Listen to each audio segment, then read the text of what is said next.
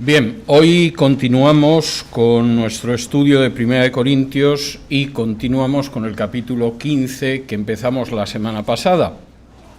La semana pasada señalábamos cómo la misma idea de resurrección era una idea repugnante para el mundo pagano, que podía ser muy culto y muy filosófico, pero que consideraba que eso de volver a tener un cuerpo, aparte de que era un disparate y un absurdo, era una desgracia. El gran sueño del mundo clásico era que el alma volara libre en el momento de la muerte, y consideraba que la idea de estar en el cuerpo de por sí era una calamidad. Incluso utilizaban un adagio en griego que es soma sema, que significa el cuerpo es una tumba. No tenía ningún sentido para esta gente que se pudiera volver a un cuerpo con la resurrección, y recordamos cómo cuando Pablo predica en Atenas, en el momento en el que él habla de la resurrección, empiezan a reírse de él, porque eso no tiene ni pies ni cabeza aparentemente. Pero Pablo señala cómo la resurrección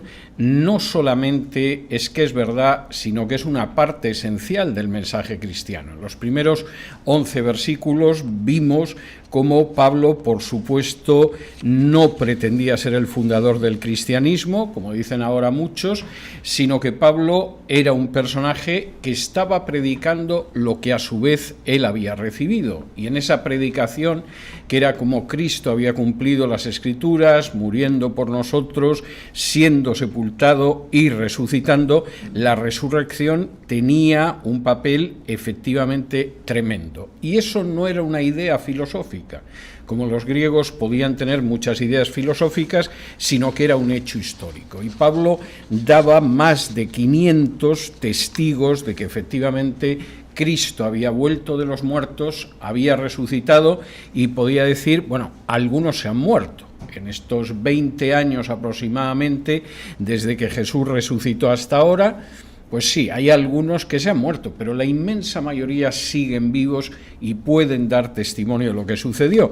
Y para que veáis que el testimonio es correcto, no incluyo a las mujeres. Estoy hablando fundamentalmente de los hombres, y empiezo hablando de Pedro y no menciono a María Magdalena ni a otras para que nadie me diga que, bueno, esto es una invención de histéricas y esto no es algo que se pueda creer. Os estoy hablando de los mismos testigos que aceptaría cualquier tribunal. Pablo no solo mostraba la importancia de la resurrección o cómo es central en nuestro mensaje y en el futuro, sino que hablaba también de cómo la resurrección muestra que Cristo es el centro de la acción de Dios. La acción de Dios no tiene un reloj que es Israel, aunque haya mucha gente que repita esto. El reloj verdadero de Dios antes y después del nacimiento de Jesús ha sido el Hijo. Y en ese sentido, cuando Dios en Génesis 3 anuncia a nuestros primeros padres que va a haber una salvación, habla de ese varón que va a descender de una mujer y que aplastará la cabeza de la serpiente. Desde el principio, Cristo es el centro de la historia. Y la historia puede afirmar que el tiempo se ha cumplido cuando aparece Cristo, y la historia podrá decir que se ha consumado cuando Cristo vuelva en el futuro. Y el centro de la historia no es un pueblo, no es una raza y no es una nación, sino que es Cristo. Y en los últimos versículos que vimos la semana pasada, Cristo aparecía como las primicias de la resurrección. Cristo aparecía como el que resucita a los suyos cuando Él regresa, y Cristo aparecía como el que consuma la historia cuando acabe con el último enemigo de la humanidad, que es la muerte. Hasta ahí llegamos la semana pasada. Y ahora Pablo empieza con algo que es tremendamente importante, y es la afirmación de que si no hay resurrección, todo es absurdo. De alguna manera es como si volviéramos hace unos meses atrás a los estudios de Eclesiastés, en esos capítulos donde se hablaba de que la humanidad vive en la vaciedad de esta existencia, si solo vive en lo que hay debajo del sol, y Pablo viene a decir que la vida es absurda si no hay resurrección, y que la vida es absurda sobre todo, especialmente para los cristianos, si no hay resurrección. En este capítulo 15 y versículo 29, después de que él ha estado desarrollando el argumento anterior, dice: De otro modo, ¿qué harán los que se bautizan por los muertos si en ninguna manera los muertos resucitan?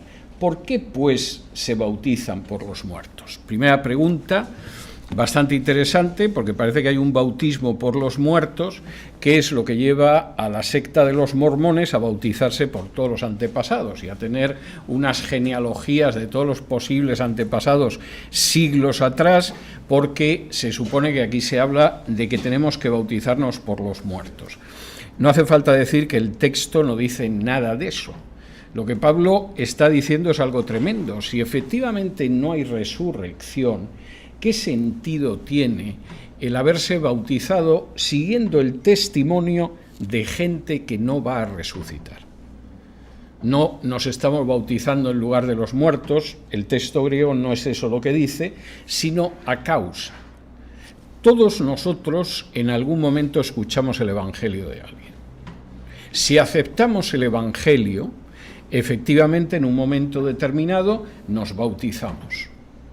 ¿Qué utilidad tiene ese bautismo al que nos impulsó gente que en realidad van a acabar siendo simples muertos que no se van a levantar? Realmente, si alguien piensa que no va a haber resurrección, al final aquí estamos en un juego de muertos. ¿Y cuál es la razón de atender a gente que no pasarán de ser muertos? Primera pregunta de Pablo. Segunda, versículo 30. ¿Y por qué nosotros peligramos a toda hora? Segunda cuestión, ¿cuál es la utilidad en última instancia de ser cristiano si no hay resurrección? ¿Por qué tiene uno que complicarse la vida y por qué tiene que pasar riesgos si no sirve de nada? Versículos 31 y 32. Os aseguro, hermanos, por la gloria que de vosotros tengo en nuestro Señor Jesucristo, que cada día muero. Si como hombre batallé en Éfeso contra fieras, ¿qué me aprovecha? Si los muertos no resucitan, comamos y bebamos, porque mañana moriremos. Hay gente que cree en el Señor, que se ha convertido y que tiene vidas tranquilas. Se convierte, su vida sigue siendo una vida normal, mejora en algunos aspectos y tiene vidas tranquilas. Pero el hecho de ser cristiano para mucha gente implica riesgos. Y Pablo habla de un episodio que no conocemos, de los 2 años en que estuvo en Éfeso, donde dice que peleó con las fieras. Lo más posible es que las fieras fuera la gente que organizaba tumultos en Éfeso y que continuamente intentaba hacerle la vida imposible y no que lo echaran a los leones o cosa parecida. Pero la cuestión es decir, vamos a ver, vosotros por lo menos conocéis el episodio de Éfeso. Sabéis lo que significó que yo estuviera 2 años en Éfeso. En Éfeso me libré de que me lincharan por esto. Y podría poner otros ejemplos que no hacen ahora el caso. ¿Qué sentido tiene eso si verdaderamente no hay resurrección? No tiene ningún sentido. En realidad, si no hay resurrección, lo más lógico sería intentar disfrutar de aquello que nos ofrece la vida, del tipo de comamos y bebamos, porque mañana nos vamos a morir, pero además de que nos vamos a morir, es que nos vamos a quedar en la tumba, nunca nos vamos a levantar de esa tumba, no tiene ningún sentido asumir ningún tipo de riesgo. Cuando yo era muy jovencito, estoy hablando de hace 50, 51 años, y yo estaba en los Testigos de Jehová, conocí a una señora mayor que tenía una sobrina que vivía con ella. La sobrina era un poco mayor que yo, pero era una jovencita también, y ella era una señora ya mayor. En el año 1975 se supone que tenía que haber venido el fin del mundo, o como dicen los Testigos de Jehová, el fin de este sistema de cosas, y efectivamente esperábamos que para el otoño se iba a producir. Yo no sé por qué bastante gente se dedica a dar fechas del fin del mundo y que luego nunca acierta, lo ubica en el otoño, pero esto parece una manía. Y entonces se supone que para el otoño iba a venir el fin de este sistema de cosas y por supuesto no hace falta que les diga que no vino. En el caso de esta mujer, esto lo resintió de una manera muy especial por renuncias que ella había hecho de su vida anterior. Era una señora que durante una época había sido cantante en teatros, en un momento determinado ya no tenía edad ni para cantar ni para lucir las piernas, y no sé cómo consiguió que le dieran la concesión de un estanco. En España los estancos son unos comercios donde se vende tabaco, sellos de correos, etcétera, que no es un gran esfuerzo mantener el estanco, pero por lo menos en aquel entonces daba unos ingresos bastante decorosos, porque la gente fumaba muchísimo. Y entonces tener un estanco, que además había un número limitado, con lo cual tenías garantizado los clientes y los ingresos, era algo muy codiciado, y generalmente te lo daban por alguna influencia. No sé si es que cantando cuplés esta señora convenció a algún funcionario, pero le dieron un estanco. Pero los testigos de Jehová son muy estrictos con el tabaco, te pueden expulsar por fumar un cigarrillo. Y por supuesto, en el momento en el que esta señora se hizo testigo de Jehová, pues evidentemente no podía mantener el estanco y renunció al estanco, perdiendo mucho dinero. Bueno, el fin del mundo iba a llegar en 1975, significaba que perdías dinero por una temporada y luego iba a venir el paraíso más que compensado. Como inversión estaba más que compensada. Pero llegó en 1975 y no llegó el fin. Y entonces esta mujer empezó a contarme de manera muy secreta, porque si te denunciaban también te podían expulsar por eso, empezó a contarme su amargura, porque había perdido un negocio que le iba muy bien, porque el fin del mundo iba a llegar en 1975, en 1975 no había llegado, y ahora lo que tenía por delante era previsiblemente una vejez bastante miserable, esperando que a lo mejor su sobrina se casara y dejara de ser una carga. Y aquella desilusión era tan grande que en un momento determinado abandonó totalmente los testigos de Jehová. Ya solo les encontraba defectos. Con razón, pero los había soportado durante los años anteriores. Si efectivamente el fin del mundo no llegaba en 1975, todo lo que había hecho era una solemne estupidez. Y el razonamiento de Pablo aquí es similar. Si efectivamente la resurrección existe, todo tipo de sacrificios que podamos afrontar o por los que podamos pasar merecen la pena. Es verdad, a veces la oposición es terrible. Es verdad, a veces la oposición es violenta y agresiva. Es verdad, en términos materiales podemos perder muchas cosas. ¿Qué me vais a contar a mí? Que tuve que salir de Éfeso, que si no me sacan, allí mismo me linchan.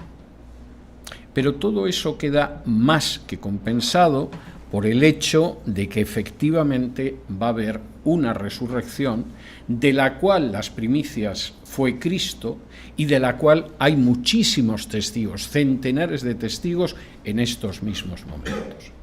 Y si no fuera así, seguir a Jesús no tiene ningún sentido, porque en realidad era un despistado, era un idealista, predicaba cosas que además humanamente no parece que tengan ningún sentido.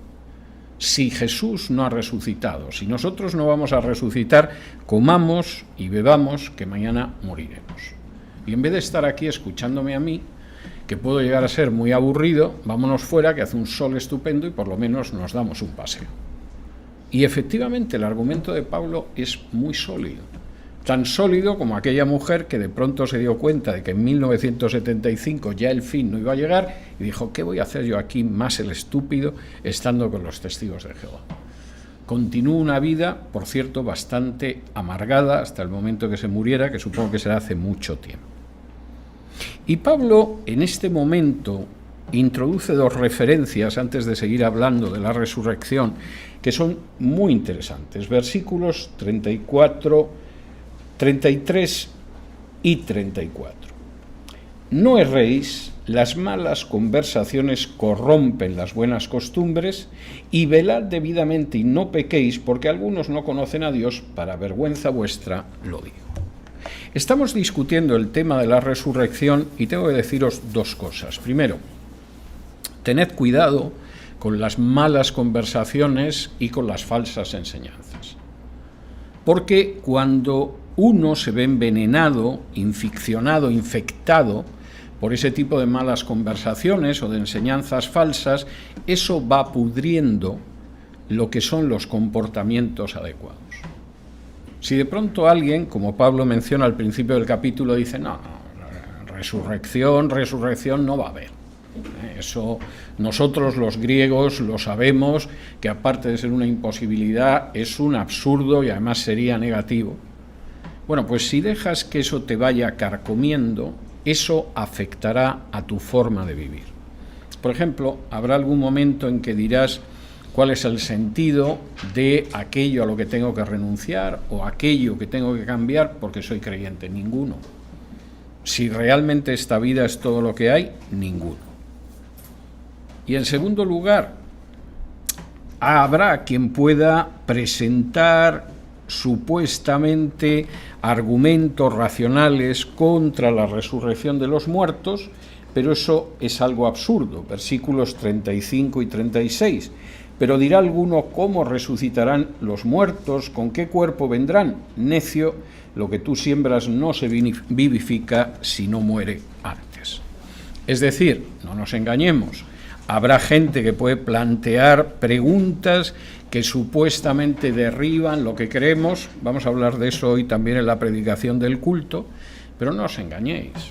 Esas preguntas no pasan de ser necedad y no alteran en absoluto la veracidad de los hechos históricos. Y Pablo introduce a continuación una nueva cuestión. ¿Cómo vamos a resucitar?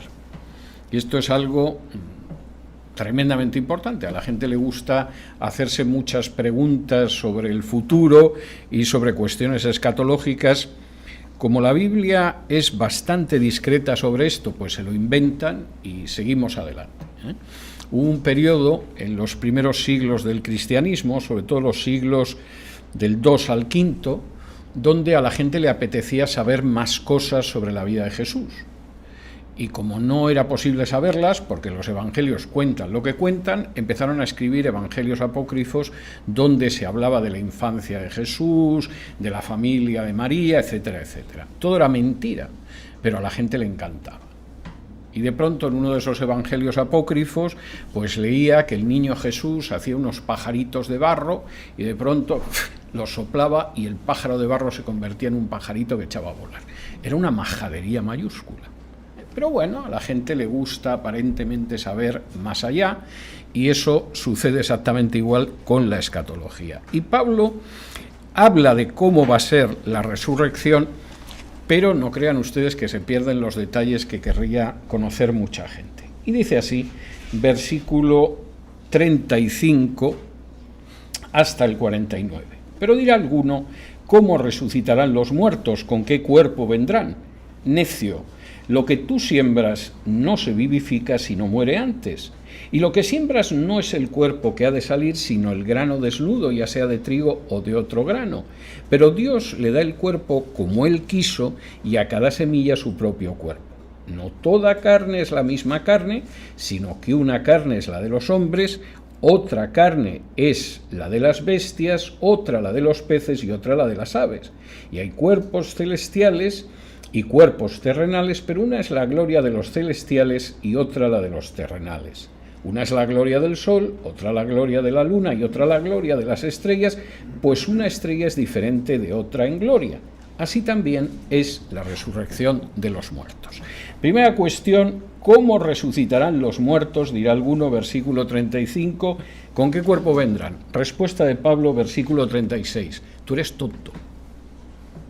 Hombre, aquí pone necio, parece que es más elegante, ¿no? O sea, viene alguien, te dice una pavada y le dices, ¿usted es así de tonto o solo lo finge para que nos riamos un rato? Claro, el otro se siente ofendido, ¿no? Le dices necio, parece que es más espiritual. Bueno, pues esto es como si de pronto alguien te plantea la pregunta y la respuesta de Pablo es, eres imbécil. Vamos a ver, hijo mío, que parece mentira que seas tan tonto. Cuando uno siembra algo, lo que sale es lo mismo. Si tú siembras tomates, lo que sale de la mata son semillas de tomates, o son unos tomates que da gusto verlos, redonditos, coloraditos, etc. Bueno, pues de entrada ya sabes que para que crezca algo tiene que morir. La semilla del tomate se muere y da lugar a la mata del tomate con los tomatitos. Y segundo, tú miras el tomate y miras la semilla, y salvo que reconozcas la semilla, tú no sabes si de esa semilla nacen pepinos o pimientos o tomates o patatas. De manera que ponerte a imaginar sobre cómo vamos a ser, bueno, la resurrección, pues seremos más o menos como ahora, pero en la etapa juvenil, por ejemplo, cuando yo tenía mucho más pelo y me lo podía dejar largo, y por supuesto sin las libras de grasa que tenemos en el abdomen, y hombre, la nariz que la tengo torcida la tendré recta. Tú eres tonto, ¿verdad? Diría Pablo. Primero, para que pueda surgir algo, muere antes. Y segundo, lo que sale no se suele parecer mucho. Como dice el versículo 38, además Dios ha hecho que las semillas sean distintas, pero luego lo que sale de la semilla, que no se parece en nada a la semilla, es algo que Dios ha dado. Segunda cuestión. Estás hablando partiendo de la carne que tenemos y que conocemos. Pero si piensas un poco, no toda la carne es igual. Es decir, no es lo mismo la carne de los hombres que de los animales, que de los peces o de las aves. Esto lo sabe cualquiera. Es decir, cualquiera que coma ternera sabe que la ternera no es igual que el pollo y el pollo no es igual que un pedazo de salmón. Y si aquí Pablo hubiera incluido a los reptiles, todavía sería más tremendo. Hace unos días volví a comer, y hacía años que no lo hacía, ancas de rana, que supongo que a algunos escucharlo les dará mucho asco. Las ancas de rana saben a pollo de calidad. Es decir, el sabor y la textura es como si comieras pollo. Si de pronto te dieran la carne de las ancas de rana picada y te la comieras, dirías: el pollo es muy bueno, no es como el que generalmente compramos en el supermercado. Son ancas de rana. Cualquiera que haya comido un reptil, como por ejemplo la iguana, sabe que sabe igual que el pollo.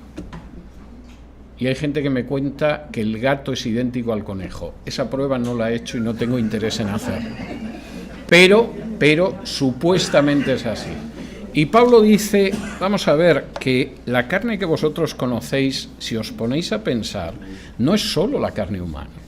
La carne humana no es como un pollo. El pollo no es como una trucha. La trucha no es igual que la ternera, aunque empiece por la misma letra en español. De manera que especular sobre esto es algo absurdo. Pero es que además, si os ponéis a pensar, veréis que esto no solo no se reduce a los animales. Echad una mirada a los astros que nos rodean. ¿Es igual el Sol que la Luna? No. Incluso aunque el Sol es una estrella, ¿es igual que otras estrellas? No. Aquí hay un cielo muy despejado en Alexandria. De modo que yo algunas noches salgo y a ojo descubierto, sin utilizar ni catalejo, ni telescopio, ni nada, miro las estrellas y entonces puedo ver algunas de las constelaciones. Veo la Osa Mayor, veo la estrella polar y son distintas. Son distintas. La gloria de esos astros son distintos. ¿Y por qué pensáis que de alguna manera, si todo eso es distinto, si la planta no se parece a la semilla que muere para nacer, os podéis poner a especular sobre cómo va a ser el cuerpo de la resurrección? Hay que ser un poco tonto, ¿eh? Bueno, Pablo diría aquí que necio entero, no un poco tonto. Pero de todas formas, Pablo va a dar 5 características de ese cuerpo, porque en última instancia sabe que la gente se desilusiona si no descorres un poquito el velo de lo desconocido, y entonces va a decir 5 cosas que son ese cuerpo que tendremos en la resurrección. Primera, versículo 42. Así también es la resurrección de los muertos. Se siembra en corrupción, resucitará en incorrupción. Nuestro cuerpo es un cuerpo vinculado a la corrupción desde el mismo momento en que nacemos. Va a acabar corrompido el cuerpo por completo en la tumba y se acabará convirtiendo en una masita de minerales, en polvo, pero nuestro cuerpo lleva la corrupción dentro de sí desde que nace. Nuestro cuerpo, en el momento en el que come, arroja corrupción en el mismo recién nacido, que además no puede controlar cómo evacúa esa corrupción. Eso es algo que desaparecerá. Conocemos un cuerpo unido perpetuamente toda la vida a la corrupción, expulsando corrupción y acabando en corrupción. Tendremos un cuerpo absolutamente incorruptible. Se sembrará un cuerpo muerto que se va a corromper o que ya estará corrompido, y lo que se levantará será un cuerpo incorruptible. Segundo, versículo 43, se siembra en deshonra, resucitará en gloria. Segunda, cuando nosotros enterramos un cuerpo, por muy buen aspecto que tenga el cadáver, por muy bien que lo hayan embalsamado, por muy alegre que luzca el difunto, es un cuerpo que desde luego es sembrado en deshonra. Lo que estamos viendo es el final de un ser humano, es la cáscara del ser humano. Y Pablo dice, eso es lo que se siembra. Vamos a sembrar una especie de cáscara de lo que somos. ¿Y qué va a suceder? Va a resucitar en gloria. Es un cambio verdaderamente impresionante. Cuando uno ha visto bastantes cadáveres, yo no he trabajado de enterrador nunca, pero sí me ha tocado ver muchos cadáveres a lo largo de mi vida, efectivamente la sensación es que uno tiene ahí una vaina, que uno tiene ahí una cáscara, que uno tiene algo que se ha quedado vacío y que efectivamente tiene muy poca importancia. En pocas horas va a empezar a descomponerse, además, seguramente. Pero como dice Pablo, eso que se va a enterrar, que se siembra, se va a levantar en gloria. Y esa es una diferencia bien notable.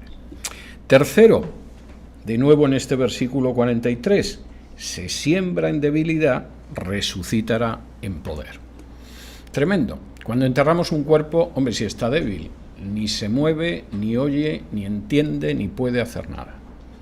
Es el despojo que queda de un ser humano. ¿Y qué va a pasar? Cuando se levante, se va a levantar en poder. Toda la impotencia, todo ese despojo, toda esa nada que ha quedado reducida a una cobertura material, y qué es lo que se sepulta, se levantará en poder. Cuarto, versículo 44. Se siembra cuerpo animal, resucitará cuerpo espiritual. Hay cuerpo animal y hay cuerpo espiritual. Cuarto, y esto es muy importante, el cuerpo que va a resucitar es un cuerpo que no es un cuerpo animal como el que nosotros tenemos. Nosotros tenemos un cuerpo, el autor de Eclesiastés lo recordaba a lo largo de su libro, que es muy parecido al de los animales. Es más, a ciertos animales es parecidísimo. Y como dice el propio autor de Eclesiastés, pensando debajo del sol, a ver quién ha visto si el espíritu del ser humano cuando se muere sube arriba y el espíritu del animal cuando se muere va hacia abajo. Eso no hay quien lo conteste debajo del sol. Y Pablo dice, sí, es verdad, tenemos un cuerpo animal, comparte muchas funciones con los animales. Nacemos, crecemos, nos reproducimos, envejecemos, enfermamos, morimos. Como le puede pasar a un chimpancé o a un conejo o cosa parecida. Yo recuerdo que pocos días antes de que muriera mi padre, y los análisis era que, estaba mal de salud, pero si se cuidaba podía vivir 10 o 15 años más. Mi hermano me telefoneó para decirme que mi padre se iba a morir irremisiblemente. Yo que había hablado con 2 médicos, digo, vamos a ver por dónde sale mi hermano. ¿Por qué estás tan seguro? Sí. Porque yo he tenido animales y sé cómo se ponen algunos antes de morir. Y cuando yo lo escuché dije, anda que vaya comparación, de un hijo para un padre. Acertó, a los pocos días mi padre fallecía. Es decir, nos parecemos increíblemente a los animales, no voy a seguir por ahí porque sé que los podría llevar por mal camino, pero lo cierto es que el cuerpo de la resurrección, lo que va a caracterizar ese cuerpo no es el parecido con los animales, sino con realidades espirituales. Lo cual no quiere decir que vamos a ser una especie de espíritus etéreos, ni mucho menos. Se habla de un cuerpo de resurrección. Pero es un cuerpo donde el elemento espiritual va a ser determinante, mientras que hoy en día lo determinante es el elemento material, es el elemento animal. Y todavía más importante, va a ser un cuerpo semejante al de Cristo. versículos del 45 en adelante. Así también está escrito: fue hecho el primer hombre Adán alma viviente, y el postrer Adán espíritu vivificante. Mas lo espiritual no es primero, sino lo animal, luego lo espiritual. El primer hombre es de la tierra, terrenal. El segundo hombre, que es el Señor, es del cielo. Cual el terrenal, tales también los terrenales, y cual el celestial, tales también los celestiales. Y así como hemos traído la imagen del terrenal, traeremos también la imagen del celestial. Pero esto digo, hermanos, que la carne y la sangre no pueden heredar el reino de Dios, ni la corrupción hereda la incorrupción. Última cuestión, será un cuerpo a la imagen del de Cristo. Y Pablo introduce aquí un paralelo que desarrolla también en la carta a los romanos, y que es ese primer hombre, nuestro primer antepasado, que es Adán, y luego la aparición del último hombre, que es el Señor, que es Cristo. ¿Cómo era Adán? Bueno, pues Adán pecó y efectivamente hemos tenido de él un cuerpo corruptible que en algún momento desaparece. ¿Qué pasó con Cristo? Cristo fue crucificado y murió, pero al mismo tiempo resucitó. Y la imagen que vamos a tener en la resurrección no va a ser la imagen de Adán, va a ser la imagen de Cristo. Y además tengamos una cosa en cuenta, va a ser un cuerpo para siempre, porque como dice este versículo 50, la carne y la sangre no pueden heredar el reino de Dios, ni la corrupción hereda la incorrupción. Vamos a tener un cuerpo semejante al de Cristo en la resurrección, aunque eso con toda seguridad se nos escapa hasta donde llega, y Pablo no está para perderse en detalles para mentes curiosas. De manera que es un aspecto importante. ¿Y cuándo va a suceder eso? El cómo Pablo, hasta donde podemos entender, nos lo ha mostrado. Pero ¿cuándo va a suceder? Y Pablo aquí repite de manera comprimida, pues prácticamente lo que dice en el capítulo 4 de la primera carta a los tesalonicenses. Primero, dentro del cuándo, tenemos que saber que no todos vamos a morir, pero todos vamos a ser transformados. Versículo 51. He aquí os digo un misterio, no todos dormiremos, pero todos seremos transformados. Cuando Cristo venga, algunos de nosotros, seamos nosotros o generaciones que vengan después, estarán vivos y no van a morir antes de reunirse con el Señor, pero sí van a ser transformados exactamente igual que los que murieron y van a resucitar. El cuerpo, incluso vivo, de los creyentes sí será transformado. Y será transformado igual que el de aquellos que resucitan en Cristo. Primera cuestión, esa transformación es una transformación que, gracias a Dios, vamos a vivir todos nosotros, estemos muertos o estemos vivos cuando venga el Señor. Esa transformación se va a producir a la trompeta final, versículo 52. En un momento, en un abrir y cerrar de ojos, a la final trompeta, porque se tocará la trompeta y los muertos serán resucitados incorruptibles y nosotros seremos transformados. En un momento de la historia sonará la trompeta final, aquellos que han muerto resucitarán en Cristo, aquellos que estén vivos, pues lo que sucederá con ellos es que en ese momento serán transformados iguales. Y la suerte de todos aquellos que han seguido a Cristo, vivos o muertos, será la de recibir ese cuerpo glorioso. Es lo mismo que aparece en 1 Tesalonicenses 4, vamos a ir allá, que muestra hasta qué punto ciertos mapas escatológicos deben mucho a la imaginación del hombre y bastante poco, si es que algo, a lo que enseña la Biblia. Porque en 1 Tesalonicenses 4 y versículos del 13 en adelante, Pablo describe lo mismo. Y dice así: 1 Tesalonicenses 4, del 13 en adelante, dice: tampoco queremos, hermanos, que ignoréis acerca de los que duermen, para que no os entristezcáis como los otros que no tienen esperanza. Porque si creemos que Jesús murió y resucitó, así también traerá Dios con Jesús a los que durmieron en él. Por lo cual os decimos esto en palabra del Señor: que nosotros que vivimos, que habremos quedado hasta la venida del Señor, no precederemos a los que durmieron.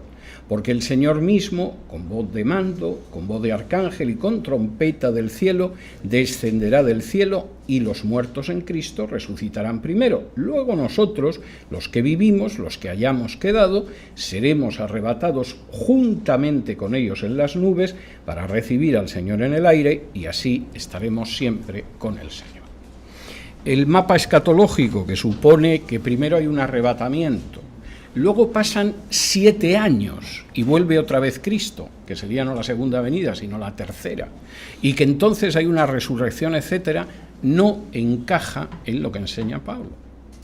Pablo dice que Cristo viene, y cuando Cristo viene es cuando se produce ese arrebatamiento, y al mismo tiempo los que están muertos resucitan, y en ese mismo momento, en un abrir y cerrar de ojos, los que vivan son transformados y se van junto con los resucitados con Jesús. Y por supuesto ni palabra del Israel restaurado de la semana 70 de Daniel, que por cierto se cumplió en el siglo I, ni cosa parecida. O sea, ahí hay una serie de novelas que se suelen contar y que la gente cree muy ingenuamente, pero bastaría con que leyera lo que dice Pablo en 1 Corintios 15 y en 1 Tesalonicenses 4 para ver que ese esquema no se sostiene. Pablo no menciona nada, absolutamente nada, de unos hechos que supuestamente tienen que producirse entonces. Y no lo menciona porque no es cierto ese esquema. Es más, es un esquema que aparece en el siglo XIX. Durante 1800 y pico años, los creyentes de toda la historia no lo conocieron, lo cual es significativo. Versículos 53 al 56, donde Pablo consuma lo que viene a continuación, igual que en el relato de Tesalonicenses.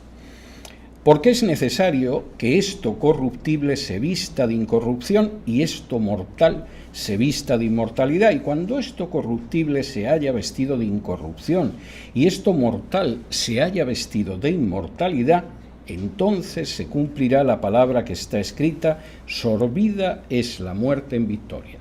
¿Dónde está, oh muerte, tu aguijón? ¿Dónde, oh sepulcro, tu victoria? Ya que el aguijón de la muerte es el pecado, y el poder del pecado, la ley. Mas gracias sean dadas a Dios, que nos da la victoria por medio de nuestro Señor Jesucristo. Cuando Cristo venga, y en ningún sitio de la Biblia dice que va a venir en 2 etapas separadas entre sí por 7 años, en ningún sitio. Cuando venga, lo que va a suceder es que recogerá a su pueblo. Aquellos que estén muertos resucitarán.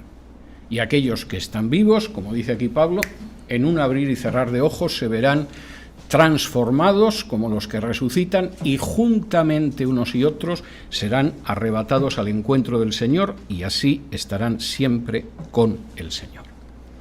Y habrá acabado la gran maldición de la historia, que es precisamente la muerte.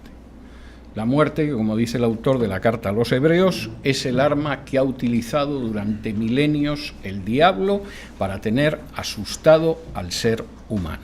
No hay ninguna razón para sentir ese miedo, porque Cristo venció a la muerte y gracias a Cristo nosotros también tenemos esa victoria. Pablo concluye este capítulo 15 de la primera carta a los Corintios, que es un capítulo bastante extenso y al mismo tiempo bastante denso, con 2 conclusiones. Y esto es bastante importante cuando se está hablando de muerte, pero también de resurrección. La primera conclusión, en el versículo 57, es que tenemos que dar gracias a Dios porque nos da la victoria en Cristo. De nuevo leo: mas gracias sean dadas a Dios, que nos da la victoria por medio de nuestro Señor Jesucristo. Cuando finalmente acabe la historia y acabe con la segunda venida de Cristo, y la transformación en inmortalidad de aquellos que han seguido a Cristo y han sido salvados y redimidos por la sangre de Cristo, y tengamos un cuerpo glorioso como el de Cristo en la resurrección. Desde ahora, como eso va a suceder, tenemos que dar gracias a Dios porque nos da la victoria en Cristo. Y alguno diría, bueno, a veces sí, a veces no. Evidentemente, cuando Pablo tuvo que salir huyendo de Éfeso porque si lo enganchan, lo linchan, pues si eso es la victoria. Cuando yo he tenido que marcharme de mi país porque me salvé por unas horas de volar por una bomba y al aterrizar en Estados Unidos me dijeron no vuelvas que la próxima vez no van a fallar, si eso es victoria.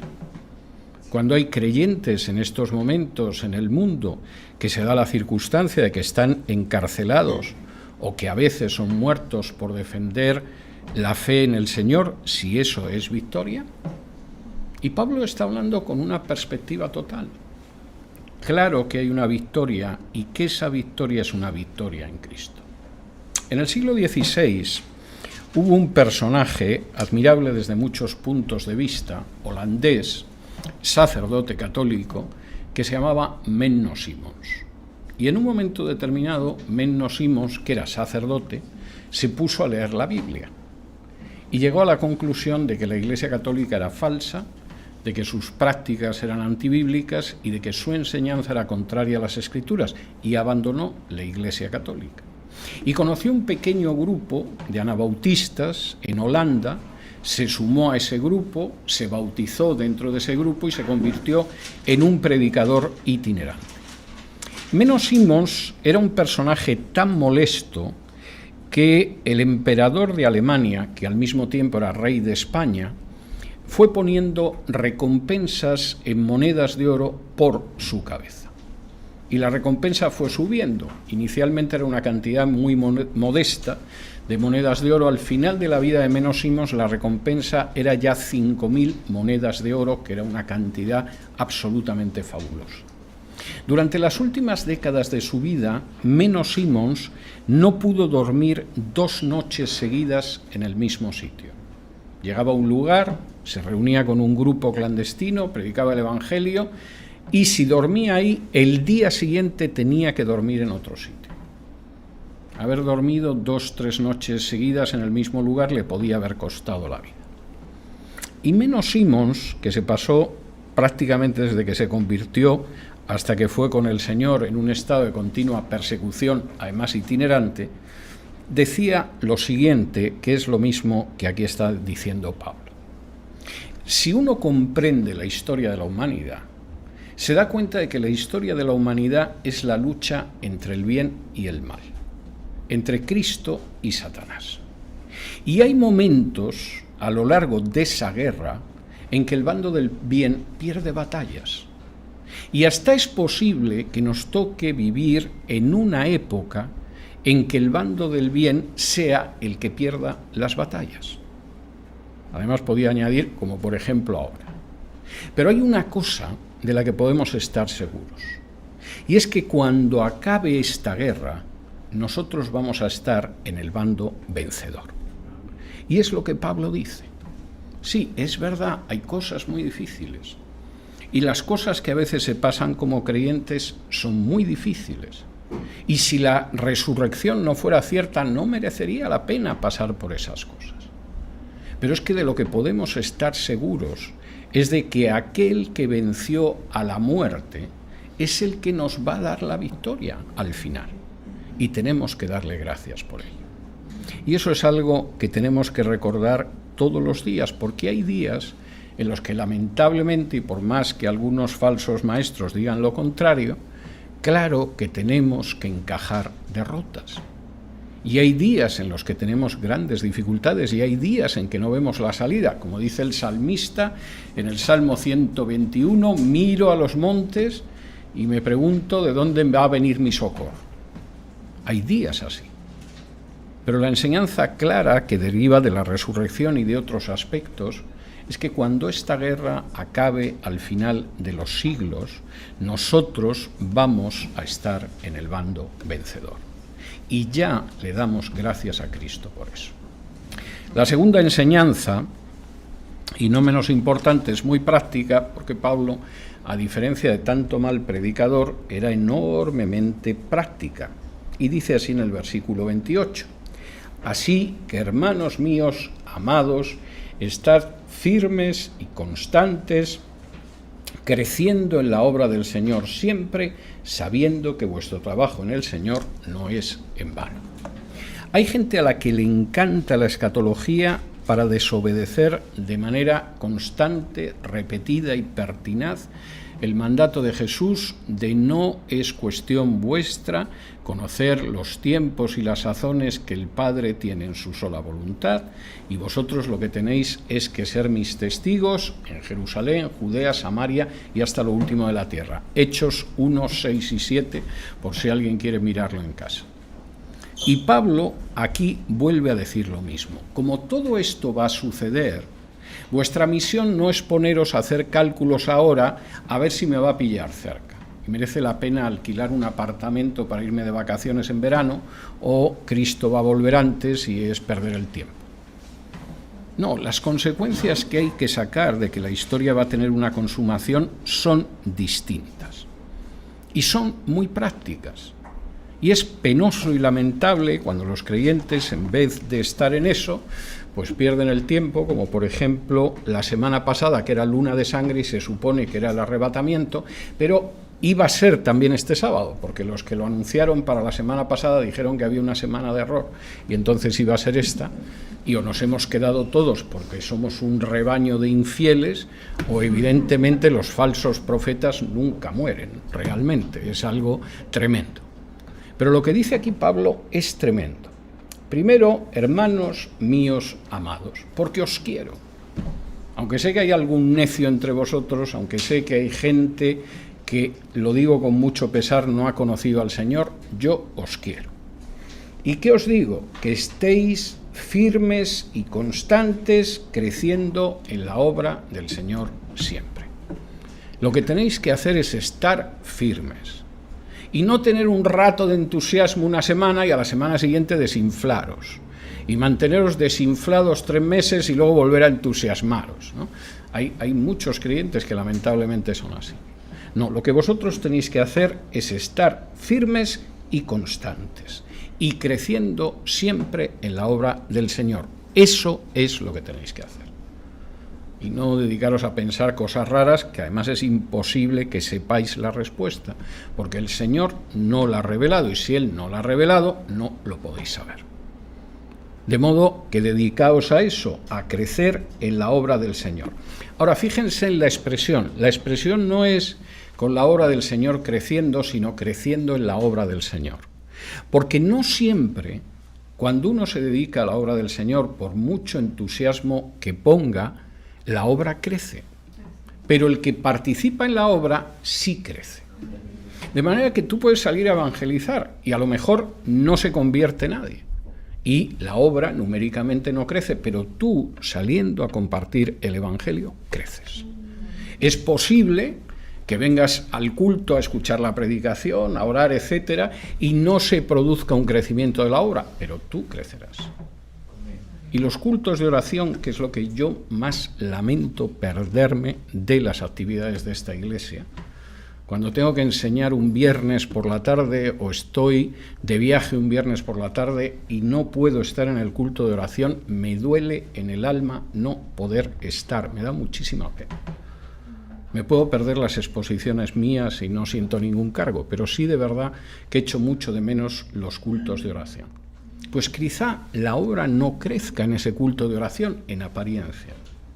Pero si tú estás, tú creces. Y Pablo lo está diciendo. Dice, bueno, la obra... No, el crecimiento lo da el Señor. Pero tú sí puedes estar creciendo si te mantienes firme y constante. Sabiendo, y esto es muy importante, que nuestro trabajo en el Señor no es en vano. A veces hay gente que lo único que busca son resultados. Parece que está vendiendo lavadoras en vez de estar en la obra del Señor. Y es lamentable, muy lamentable. Pero no es lo que nosotros pensamos. Nosotros no vamos a la caza del resultado, aunque para conseguir ese resultado tengas que predicar un falso evangelio, algo que guste a los oídos de la carne o cosa parecida. Nosotros trabajamos en el Señor y sabemos que nuestro trabajo no es en vano. Quizá en algunas ocasiones podamos ver el crecimiento de nuestro trabajo y está muy bien y es un motivo de alegría. Hay otros momentos en que no vemos ese crecimiento, como dice Pablo. Bueno, pues yo planté y luego vino después otro que regó y luego vino después otro que recogió. A veces es así. Pero de lo que podemos estar seguros es de que nuestro trabajo en el Señor no es en vano. Cualquier cosa que nosotros hagamos, interceder en oración por alguien, comunicar el Evangelio a alguien, ayudar a un hermano en una situación, acercarnos a aquel que se duele, alegrarnos con aquel que se alegra, cualquier cosa relacionada con la obra del Señor, aunque no veamos ahora fruto, no es en vano. Y el Señor la va a recordar y la va a recompensar. Pablo siempre tan práctico y sin perderse en pavadas. Tenemos 3 minutos si alguien quiere formular. Sí.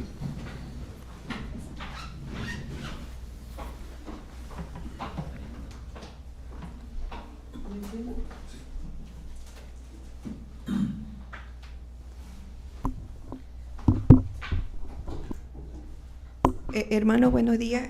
Tengo una pregunta, pero deme un chance para formularla. Estamos leyendo... Sí, si no la formulas no te la puedo responder. Es que a veces me corta y ya me pierdo. Sí. 1 Corintios 15, el 52, es el mismo que 1 de Tesalonicenses 4, 16, 17, que dice que al final de la trompeta los muertos en Cristo resucitarán primero y nosotros los que hayamos quedado seremos arrebatados en el cielo. Mi pregunta es, pasándome Apocalipsis 21, del 1 al 3 más o menos, dice que Juan vio un cielo nuevo, una tierra nueva, y vio, aquí está mi pregunta, dice, y yo Juan vi la santa ciudad, la nueva Jerusalén, descender del cielo de Dios, dispuesta como una esposa ataviada para su marido. Mi pregunta es, si aquí dice que Juan vio descender a la novia, que es el cuerpo de Cristo, un poquito me pierdo cuando aquí en Tesalonicenses y en Corintios dice que Cristo viene y nosotros vamos a Él. Ahora, ¿en qué parte, cómo lo anexo y me doy cuenta? Porque dice que cuando Juan vio, descendía la novia. Y si nosotros vamos a ascender al novio, me pierdo. Sí, no, son 2 hechos sucesivos. Vamos a ver. Hay 2 posibles interpretaciones de Apocalipsis 21. Yo te doy las 2. Te crees la que quieras o consideras que las 2 no tienen ningún sentido. Hay gente que considera que Apocalipsis 21 es un símbolo de la edad de la Iglesia ya. Y conectaría esto con el pasaje de Gálatas donde habla que nuestra Jerusalén es la Jerusalén celestial y que nos importa un comino la Jerusalén terrenal. Es una interpretación. La otra interpretación sería algo sucesivo, es decir, hay un momento de la historia en que Cristo viene y aparece en 1 Corintios 15 y en 1 Tesalonicenses 4, en el momento en el que Él viene, resucitan los que están muertos en Cristo, son transformados los que viven en Cristo y son arrebatados ambos al cielo para estar siempre con el Señor, y lo que aparecería descrito al final de Apocalipsis sería el descenso a la tierra de esa misma gente. Es decir, después de nuestro arrebatamiento, efectivamente va a haber una limpieza colosal que implica que va a haber nuevos cielos y nueva tierra, y nosotros descenderemos a morar en esa nueva tierra. Y me parece una interpretación por lo menos posible. Vamos a estudiar Apocalipsis un año de estos, o sea que, y para la gente que no tenga paciencia para esperar hasta dentro de 2 o 3 años, hay un curso de Apocalipsis en Teshuvá que se puede matricular hoy mismo, pero hay que ser muy prudente a la hora de intentar sacar doctrinas de textos que son muy simbólicos. Es decir, hay textos de la Biblia que son evidentes, ¿no? Y el que crea en mí será salvo, Dios envió a su Hijo para que todo aquel que cree en Él no se pierda, sino que tenga vida eterna, no cometerás adulterio, en fin. Hay muchos, pero hay que ser muy prudente a la hora de interpretar textos que tienen una carga simbólica muy grande, que utilizan además muchas expresiones idiomáticas que se pueden conocer, pero la mayoría de la gente no las conoce e interpreta mal. Hablé de esto en el taller de hermenéutica. Y sobre todo, no deberían sacarse doctrinas jamás de esos textos, como no deberían sacarse doctrinas de una parábola. O sea, estos son reglas hermenéuticas elementales. Y entonces hay que ser prudente con eso.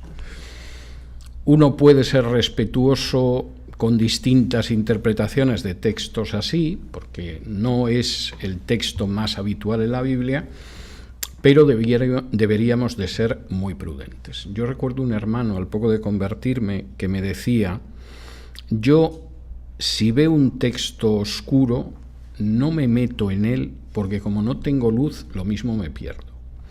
Y es una forma ocurrente de explicarlo. Entonces yo creo que hay que tener cuidado. Pero, volviendo a lo que tú preguntas, yo creo que esa secuencia es posible.